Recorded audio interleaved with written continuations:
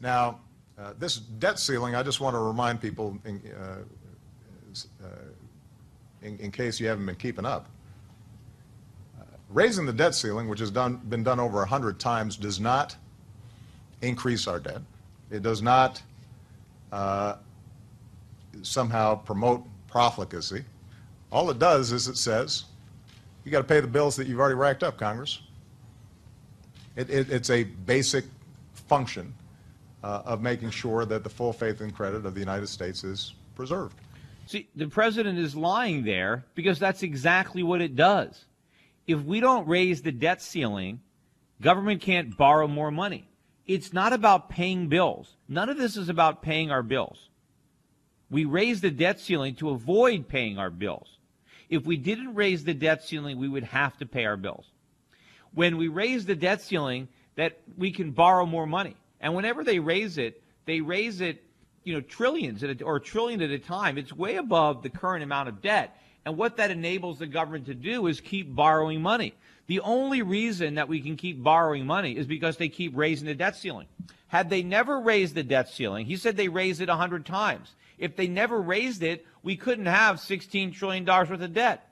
Because the original debt ceiling was just, I don't know, it wasn't even 100 billion. I forget what it was. It was a low number. But the reason the debt is as high as it is right now is because every time we get near the debt ceiling, Congress raises it, the president signs the bill, and now we can borrow more money. So he says it's not about somehow promoting profligacy. That's exactly what it does. What would happen if we don't raise the debt ceiling? We couldn't borrow any more money. We would actually have to pay our bills. So whenever the president says raising the debt ceiling is about paying our bills, he's lying. It's about not paying our bills. If we didn't raise the debt ceiling, then we would have to pay our bills. But the problem is we can't. We owe so much money, we can't pay our bills. That's why we have to raise the debt ceiling, because otherwise people will know that we can't pay our bills. So instead we borrow more money and pretend that we're paying our bills. That is what the president is doing. But let me play some of the some sound from a couple of others. This first one is this was last Friday night, Congressional Black Caucus Foundation dinner, talking about the debt ceiling and the Affordable Care Act and what the Republicans are doing here. Cut number 5. And now we're seeing an extreme faction of these folks convincing their leadership to threaten to shut down the government if we don't shut down the Affordable Care Act. Some of them were actually willing to see the United States default on its obligations and plunge this country back into a painful recession if they can't deny the basic security of health care to millions of Americans. Now, I think that this is an interesting thing to ponder, that your top agenda is making sure 20 million people don't have health insurance. So the president is trying to frame this debate politically into that it's the Republicans that are threatening to shut down the government or default on the debt if we don't defund Obamacare, which they're not trying to do. And I wish they were. Unfortunately, they're not trying to shut down the government.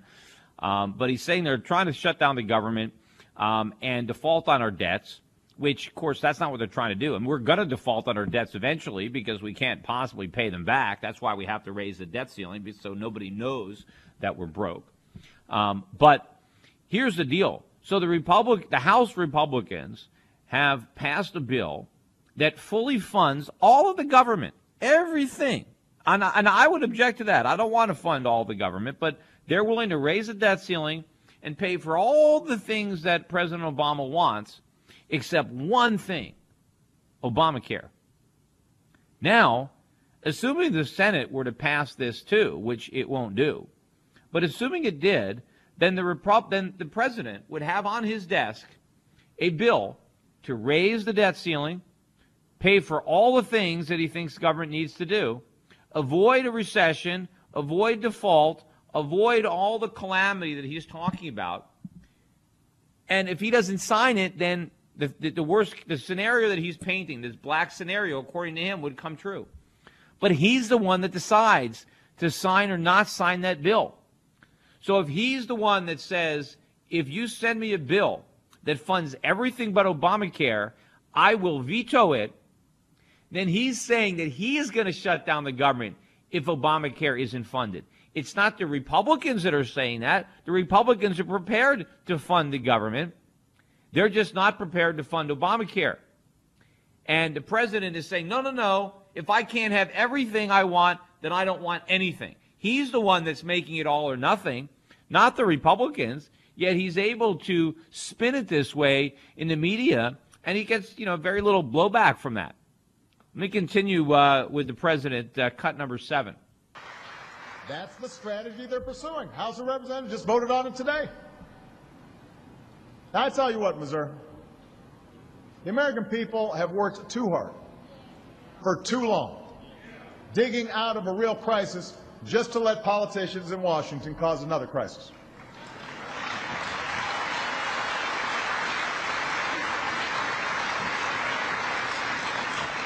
This is the United States of America. We're not some banana republic. This is not a deadbeat nation. We don't run out on our tab. We're the world's bedrock investment. The entire world looks to us to make sure the world economy is stable. We can't just not pay our bills. Well, first of all, again, I skipped. I played them out of order. This is a different speech. This is in Liberty, Missouri. But yeah, we are a banana republic. People just haven't figured it out. We are a deadbeat nation. That's exactly what we are.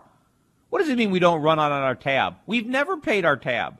That's all we do is dine and dash. We don't pay our bills. We borrow money because it's impossible to pay our bills. But let me go back, and I want to play the remainder of the sound from the Congressional Black Caucus before I get back and continue on this Liberty, Missouri. So that would be cut number 6. And you'd be willing to shut down the government and potentially default for the first time in United States history because it bothers you so much that we're actually going to make sure that everybody has affordable health care. But let me say as clearly as I can, it is not going to happen. We have come too far. We've overcome far darker threats than those. We will not negotiate over whether or not America should keep its word and meet its obligations. We're not going to allow anyone to inflict economic pain on millions of our own people just to make an ideological point. And those folks are going to get some health care in this country. We've been waiting 50 years for it. Okay, first of all, no one's been waiting 50 years for health care. To hear the president talk, you think Americans are dying in the streets because no doctors will attend to them, and now the president's going to come in and save them. They've had access to health care. What he wants to do is just make that health care more expensive by bringing more of this insurance into the mix. But, again, all of this would be the president's doing. It's not about negotiating. The Republicans in the House are willing to pass all this government spending that probably a lot of them are against. They're willing to raise the debt ceiling, which probably many Republicans are against doing anyway. They're willing to give the president everything he wants to avoid all this pain. The only thing they're saying is, let's not do Obamacare. And it's the president that's saying, oh, no, I won't negotiate. If you don't give me everything that I want, then the country is going to default. I am going to push us over the edge myself. If I don't get 100% of what I want, then you get none of what you want. Right? It's all or nothing. That's the deal that the president is making. These Republicans are being much more reasonable. They're compromising tremendously. They're giving Obama almost everything he wants except one thing, Obamacare funding. And he's saying, no, it's all or nothing, no negotiations. I'm going to shut down the government unless you give me everything. But now he's saying it's the Republicans that want to shut that government down. Just like it's like a psychological, term projection. He's projecting what he's threatening to do on the Republicans. Maybe it's working. He is the president. He's got that bully pulpit, and nobody really wants to call him out. I mean, it doesn't matter if I call him out. But here's one more little bit of this sound. This is from the president. This is from his speaking in Liberty, Missouri. This is from Friday night. Here, cut number 8. Unfortunately, right now the debate that's going on in Congress is not meeting the test of helping middle-class families. It's just, they're not focused on you. They're focused on politics. They're focused on trying to mess with me, they're not focused on you. They're not focused on you. See, the president thinks it's all about him.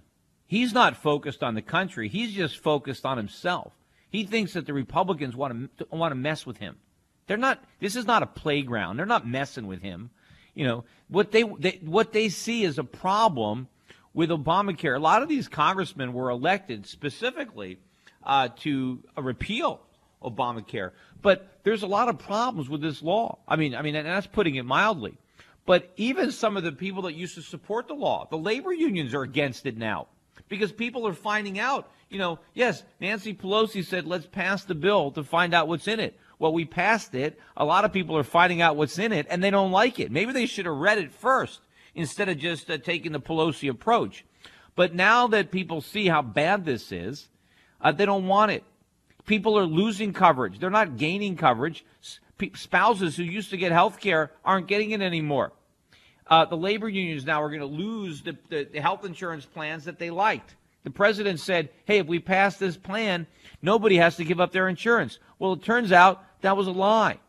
Meanwhile, what about all the businesses that are struggling because they can't afford the increasing cost of providing Obamacare? And what about all the people whose jobs are being cut back, whose hours are being lost, and whose incomes are now shrinking? They don't have, now, they used to at least have a full-time job. Even if they didn't have health insurance, at least they had a full-time job. Now they don't have either. So there are a lot of people that want to slow this thing down, if not outright repeal it. It's not about the president. It's about the country, and it's about a program that doesn't work, that doesn't perform as it was advertised. And so they're trying to not fund it. In fact, the president himself delayed for a year part of the implementation. So he started the trend. The Republicans in Congress are saying, yeah, that's a good idea. Let's postpone more of it. Let's not fund it right now because let's study the issue a little bit more. Now, here's some interesting sound. This is from CNN. The anchor there, Brooke Baldwin, actually has the nerve to invoke the founding fathers in her criticism of what the Republicans are doing, which is completely ridiculous because the founding fathers would never have passed Obamacare. And if it was passed, they'd be repealing it. They wouldn't just be settling for defunding it. But at a minimum, if defunding was all they could do, that's exactly what they would do. But trying to evoke the founding fathers in condemning the Republicans makes no sense at all. If you're going to invoke them at all, it should be in condemning the president and Obamacare. But somehow she thinks that the Republicans in Congress don't have the constitutional authority to do what they're doing, which is also nonsense. But let's listen to this sound. It's cut number 1. Bottom line here, government shutdown looming, and to avoid it, you will eventually need some Republicans working with some Democrats, and right now the Republicans are not working among themselves. Boy, oh boy, first of all, you have Congress, right? We covered this some time ago. Congress passes a law, in this case, Obamacare, and then some of its members turn around and essentially try to sabotage it. Again, I repeat, it's a law, certainly not the way that the founding fathers maybe drew this thing up. Yeah, none of it is like the founding fathers. But just because it's a law doesn't mean that Congress has to vote to fund the programs that are enacted pursuant to that law every year. Revenue bills have to originate in the House. Now, why did the founding fathers do that? Well, because initially the Senate was not elected. It was not an elected body. I suppose at this point it's not as big a deal as it was back then. There's not as much of a difference between a senator and a congressman as there were then. But the way the Constitution was originally framed, the senators who served 6-year terms, and that hasn't changed, but they were appointed by the various state legislatures.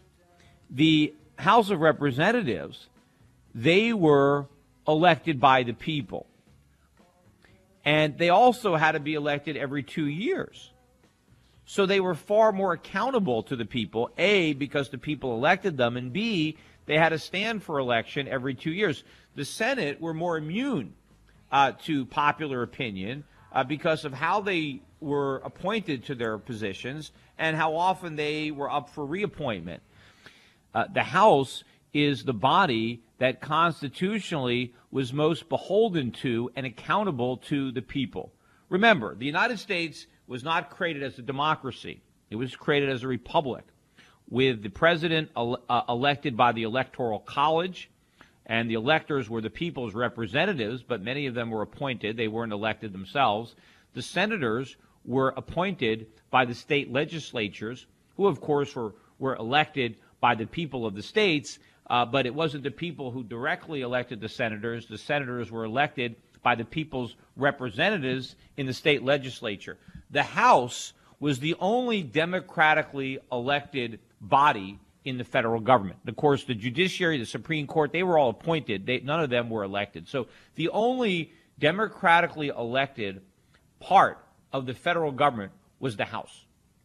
And the reason that revenue bills had to originate in the House is because they wanted the people most accountable, or the legislatures most accountable to and beholden to the people to decide whether or not the people should spend their money.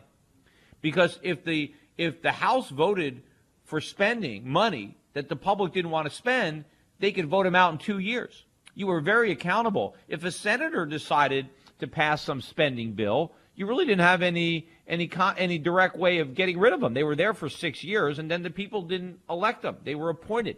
But the founding fathers, in their wisdom, said, you know, the people are going to be very skeptical of their money being spent, and they're going to be more concerned. And so they said, if there's going to be any money spent at all, any money appropriated that the people are going to be responsible for, because the people have to pay the bills, then it's the legislatures that are elected by the people that are going to have to originate it. And then they're going to have to face their wrath in the polls, because they're up for election every 2 years.